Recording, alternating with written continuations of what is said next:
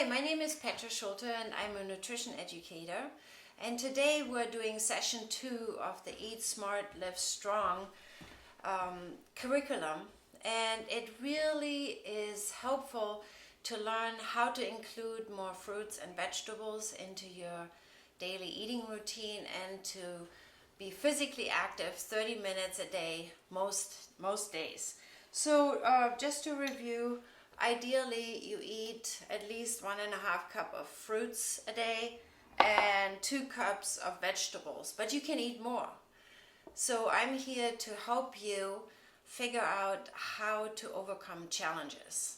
In the first session, we talked about what goals we want to set, and we had this really nice set your goal sheet where you wrote down how much you want to eat, how many fruits and vegetables you want to eat, and then you were able to track it, including your physical activity.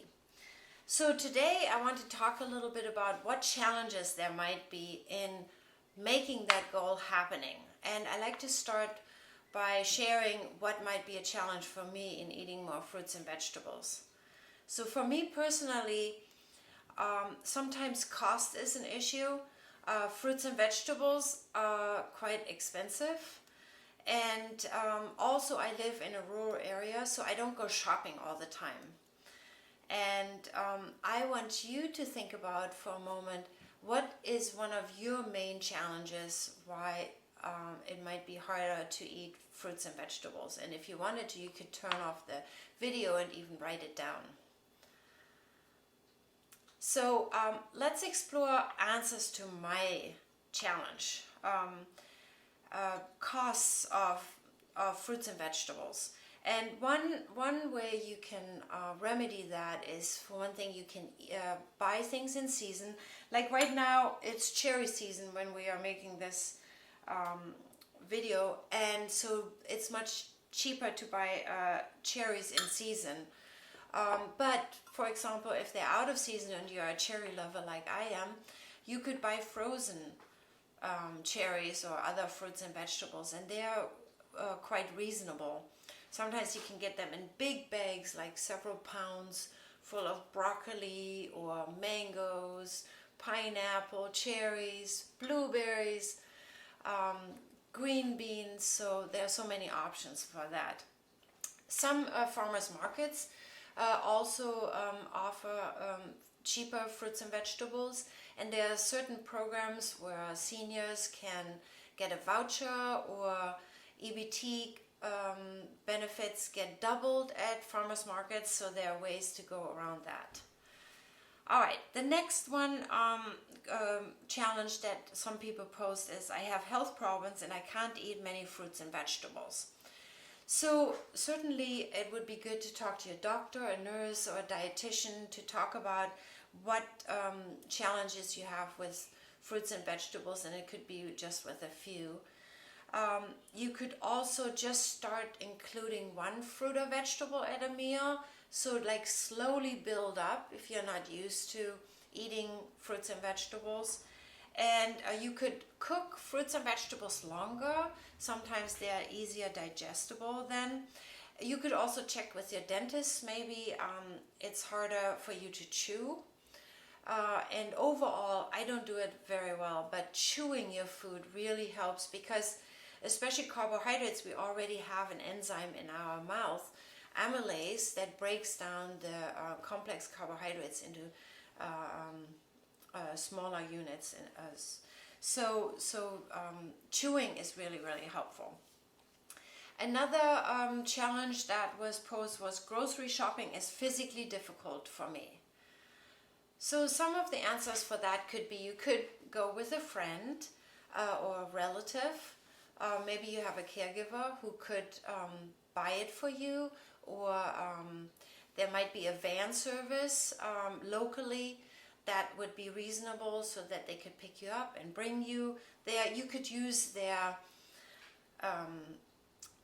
motorized carts to go shopping, so that could be easy. Also, you can ask for assistance to have them bring the grocery bags out for you. Another challenge could be it's too hard for me to prepare fruits and vegetables due to my health.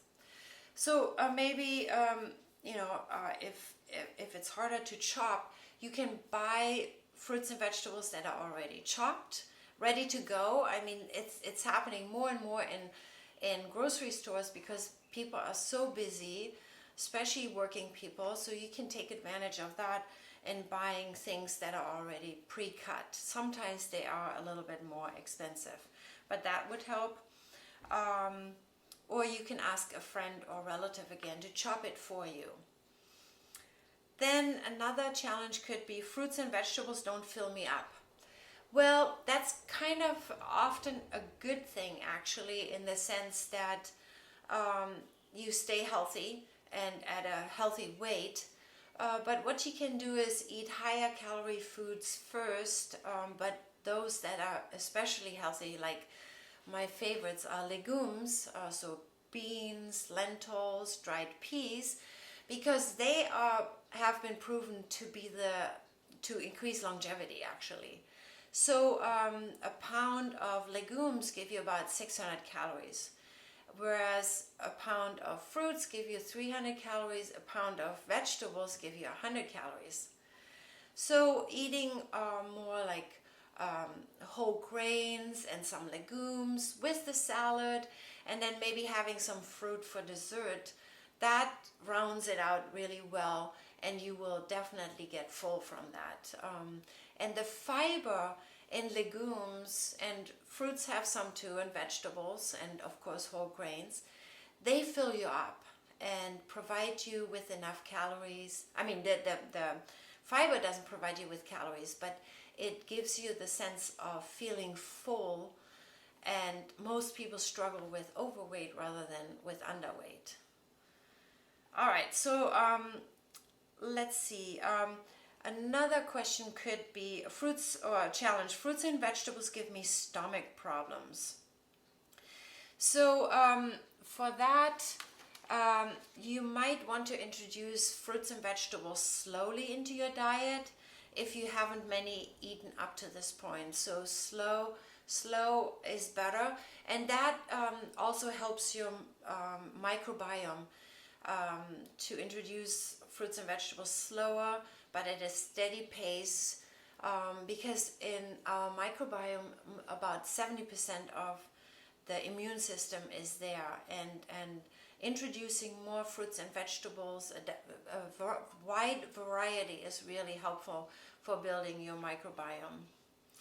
Then another challenge could be fresh fruits and vegetables spoil too easy, and that is definitely true. And for me, living in the country, I don't go shopping so much. How do I manage my shopping? Well, one of the things that I really enjoy again is the frozen fruits and vegetables. And then of course I have a big garden, which takes time, but it gives you physical activity. My husband is an avid gardener, so we get lots of greens, fresh greens from the garden, and then supplemented with frozen vegetables and some that we buy at the store. And when I buy things at the store, then I use those fresh fruits and vegetables up quicker than, of course, my frozen ones, because they can be stored in the freezer much longer. Then fruits and vegetables are hard to chew. Well, you could cut them up in smaller pieces. Maybe you shred them too. That would be helpful, and then you can use a tool. That makes it easier.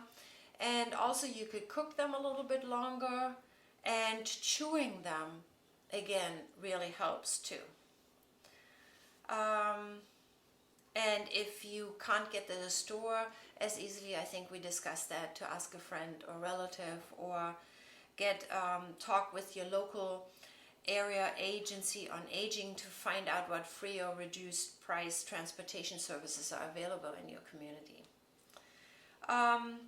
So on the website you will find a handout called My Commitment, and on it, for fruits and vegetables, it invites you to circle a step you will take this week to help you eat more fruits and vegetables. And we discussed now what challenges, what solutions are there for the challenges you might have. So think about which one you might want to circle. I'll read them to you. There are 9 of them. Shop with a friend or neighbor. Use community van service. Talk with your healthcare provider. Buy fruits and vegetables that don't require cutting or chopping. Buy frozen or canned fruits and vegetables. Be sure that each meal has at least one fruit or vegetable, or both ideally. Cook vegetables longer so they are softer and easier to eat. Make an appointment to see my dentist or other. So any of the other things that we talked about, you could write in here in my commitment. All right, so let's move on to what challenges there might be to be physically active 30 minutes a day or most days. Well, I'll start with myself. My biggest challenge is time. I just always am so busy. There's always so many things to do, and it takes time. So I invite you to think about your challenges, and you might want to turn off the video or pause the video for a moment and write down what challenges you might have with doing 30 minutes of physical activity a day. Then we'll find some solutions. So a solution to my problem about not having enough time would be, I can, and I do actually, I schedule time with my friend so that I can talk with her and visit with her while we walk, and we power walk, and we are in nature usually, so that is very good for your spirits and your mood.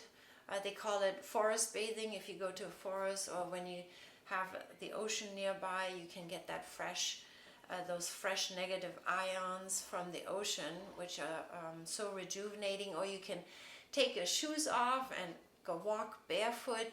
That grounds you really well and gives you lasting pleasures.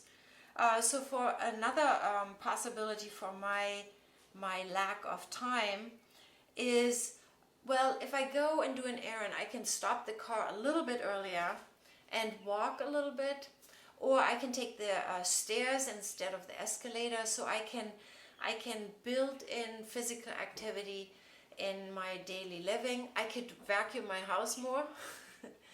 That's a good physical activity too. All right. Then another challenge that some people have is, I don't know if I'm healthy enough to do it. So definitely talking with your doctor about your wish to increase your physical activity would be advisable. And then also, again, start slow and gradually increase your efforts to be more physically active. Then for a few more challenges, you might have physical limitations like muscle, joint, vision, heart, or sore feet. Again, talk with your doctor that you want to wish to increase your physical activity. So that would be a good advice and a good solution. What about those who don't like exercise? And sometimes I'm in that category. So find ways to make exercise a social event. Choose physical activity that is fun to do. Find an exercise buddy. Recognize that being stronger and having better balance means you're less likely to fall. And that's what we want to avoid, because falling could lead to breaking hip or bones, other bones. And maybe my suggestion to park your car further away from the store or office and walk a little bit longer to your final destination. And then how about the challenge of there is no convenient, safe place for me to walk or do other exercises? Well, what could we do then? Well, you could dance around your house. You could have stretch band at your house. Some people have exercise machines. I have mine right in my living room. because it encourages me to do it, or out on the deck. You could also join a dance class and go to your local community center or your local YMCA to see if they have classes that they're offering. If it is too cold outside, you could go to your mall and then walk around there. So those are options. Then classes, memberships, or equipment cost too much. And yes, that can be a challenge. And what you could do is find out, sometimes there are free classes in your community. Sometimes there are senior centers that offer free classes that you could do. Or you could do one on YouTube, and that would be free too, so you could do it at home. And you could invest in a good pair of shoes, supportive shoes, so you could do it. You don't have to join a gym. You could walk, and you can do exercises at home. All right, I just realized I have these baby guinea Keats, and I wonder if it will pick up their little noises, but they are so cute. What other challenges might there be? You might not know how to exercise correctly, and you're afraid you might injure yourself. So I would strongly encourage you to get a coach or get instructions like on YouTube on how to safely do exercises. Talk to your doctor. There is a solution to it. And so I would like to encourage you now to look at my commitment sheet again, and on it for physical activity, I'll read it to you and think about which one you want to circle. So, circle step you will take this week to be more physically active. Find an exercise buddy, park the car farther from the store or office, dance around the house, invest in a good pair of supportive shoes, talk with my healthcare provider, call the community center or senior center to ask about classes, sign up for low-cost exercise class, step up my pace when I have to walk somewhere, or other. You can write down other ideas that you've picked up today that you might want to do. And again, fruits and vegetables, they provide you with lots of vitamins and minerals, phytochemicals, antioxidants, and here is like 3.5 cups of fruits and vegetables. Those are doable. Of course, you don't have to eat these raw carrots. You can cook them, and vary your fruits and vegetables, and you're good to go for many years of enjoying your life. My name is Petra Schulte. I'm a nutrition educator, and I'm so happy you joined me today.